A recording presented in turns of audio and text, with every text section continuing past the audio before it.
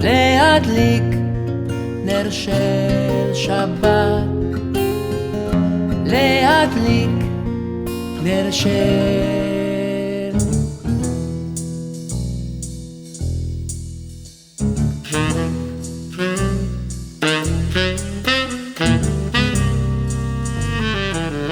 ואלה תולדות יצחק בן אברהם, אברהם הוליד את יצחק.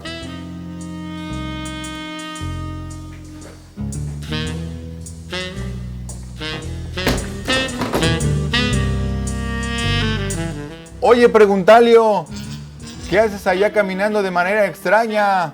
Iba para allá para hacerle unas preguntas de la para allá. Y ya voy para allá. Ya he desarrollado mis aptitudes de teletransportación. ¿A poco?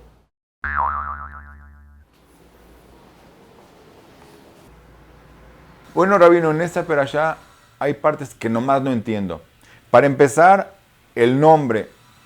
Yo entiendo que hay diferencias entre la pronunciación tradicional ashkenazí y la pronunciación sefaradí. Pero ¿por qué si la mayoría de las personas dicen Toldot, usted dice Toledot? No es cuestión de pronunciación si nos apegamos a las reglas gramaticales. Después de la jolam, la O, los dos puntitos siempre suenan. No importa ashkenazim o sefaradim, ya sea que diga Toledot o Toledois, las reglas gramaticales son las mismas. Ok. Pero también tengo otros problemas de entendimiento en la parasha. Ahí le van. Primera pregunta. Dice que Isaac amaba a Esav y que no quería a Jacob. Y ahí le va otra pregunta. 2. Dice que Isaac no veía que Esav no es bueno. No se daba cuenta que hay un problema con Esav porque justo a Esav y no a Jacob. Y ahí va otra. 3. Esta pregunta es acerca de la bendición. ¿Se puede dar una bendición a través de engaño? Y esta misma pregunta se la hago de otra forma. ¿Se puede bendecir a alguien creyendo que es A, pero en realidad es B? Porque se aprovecharon de su falta de capacidad visual. ¿Eso es válido? Y por último, ¿que Isaac no podía reconocer las voces? Que si su hijo no le habla, no se da cuenta qué hijo es. Entonces, ¿qué es eso de que a Kol Jacob? Sí, ok, no lo reconocí, entonces dice, sí lo reconocía porque el versículo dice, a Kol Jacob, la voz es la voz de Jacob. Significa que sí reconocía la voz de Jacob y las manos son las manos de Esav. Eso significaría que sí la reconocía. Antes que nada, debes de saber que la Torah es más profunda y el sentido literal da un mensaje más allá de lo que parece. Y cuando esta da estos aparentes problemas de entendimiento, es simplemente porque hay un mensaje y conceptos más allá, más profundos. Empecemos con tu primera pregunta. Claro que Isaac amaba a los dos, pero Isaac veía en Esav una forma de ser que complementaría la de Jacob, en la que quería hacer énfasis en esa forma de ser. Así como una silla alcanza la estabilidad con 4 patas, y no tanto con 3, habrían de haber sido 4 patriarcas, así como hay 4 matriarcas. Pero Esav usa sus aptitudes de destreza, osadía y beligerancia para hacer el mal, no para hacer el bien como esperaba Isaac. Engaña a su padre con preguntas alágicas, si se saca macer de la sal o del mijo. Recuerda preguntarle. Hay en el Tanaj solo 2 personajes que se les conoce como los Admonim, los rojizos. Esav, que era Admoní, rojizo. ¿Y quién más? David Amelech. Así es. ¿Y qué otro paralelismo hay entre ellos dos, entre Esav y David Amelech? A ambos los acompañan en algún momento de su vida 400 personas. Ambos tienen esa inclinación beligerante. Solo que David la aprovechó para el bien y Esav la aprovechó para lo contrario.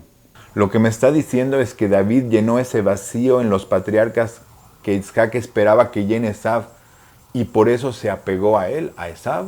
Así es. Entonces con esto deben quedar contestadas tus primeras 2 preguntas, al menos más o menos. Ahora pasamos a tus preguntas acerca de la bendición. Y tal vez esto sea parte, en cierta forma, una respuesta para ti. Al ver Isaac que Jacob pudo engañarlo, queda claro que Jacob no es meramente solo un Ishtam, Yoshebo Alim, un hombre íntegro o inocente que se le puede engañar, que no tiene esa osadía y esa fuerza de la que hablábamos que Isaac veía en Esav. Después de que Isaac se da cuenta que Jacob arrebató las bendiciones de su hermano, su primera expresión, ¿cuál es? Miefo, ¿de dónde? Que significa, ¿de dónde sacó Jacob esas cualidades que yo no veía en él, que las veía en Esav? Al parecer ahí Isaac se da cuenta que Jacob no solo es Ishtam, Yoshev o Alim, que solo está estudiando, sino que también puede salir del Bet Midrash y enfrentar y ganar. Por eso la bendición resulta que sí es efectiva. Es decir, que a partir del engaño de Jacob, Isaac cambia su criterio acerca de él y ve que es un patriarca adecuado y la bendición titular para él es la adecuada. Algo así. Pienso que aquí lo que se quiere definir es quiénes serán los patriarcas del pueblo de Israel. ¿Quién empezará esa línea y con qué cualidades? ¿Quiénes serán el tronco o raíz del pueblo de Israel? Y a raíz de esta bendición, Isaac ve que será a través de Jacob. Por eso Isaac le dice a Esav que la bendición principal ya fue dada. Y después de su insistencia de Esav, le da a él una bendición secundaria, mientras que a Jacob, después de ver que fue engañado por él, dice Isaac, ¿qué le dice? En vez de enojarse, me engañó tu hermano, ¿qué dice? Gam Baruch Yeh, también bendito será. Y unos versículos más adelante, vuelve Isaac a llamar a Jacob y en esta vez le da una bendición con plena conciencia de que se trata de Jacob y lo envía a Padán Aram para que escoja la mujer con las cualidades adecuadas para ser la matriarca del pueblo de Israel. Ok, rabino. ¿Y cómo explica lo de que no reconoció que era la voz de Jacob? Y si no reconocía que era la voz de Jacob, ¿cómo es que el propio versículo dice después, la voz es la voz de Jacob? El Siftei Jajamim explica que efectivamente la voz de ellos era muy parecida, pero cuando Isaac dice la voz de Jacob, se refiere a la forma de hablar, es decir, que mencionaba a Jacob al nombre de Dios, pedía las cosas por favor. Ahí era la diferencia entre Jacob y Esav en la forma de hablar, no en el tono de voz.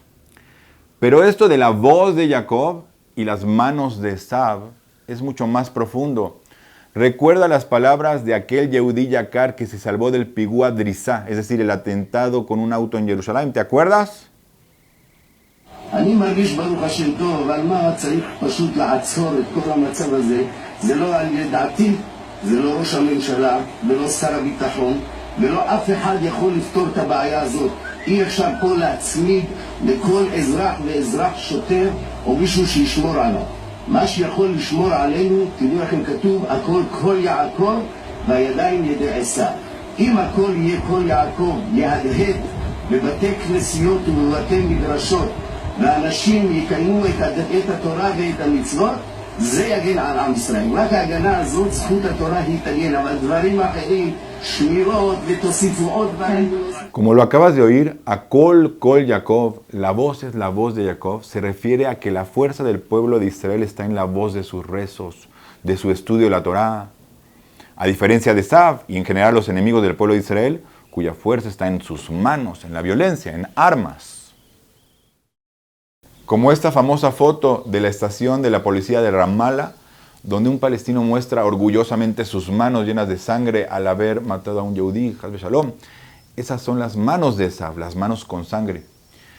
Pero como dice ese Yehudí Yakar del video, la voz de Jacob, su rezo, su estudio, su análisis de la Torá, tal como lo hicimos ahora, así como su intelecto, su espíritu, esa es la fuerza del pueblo de Israel y esa es la fuerza que lo va a salvar. Bezrat Hashem, que así sea.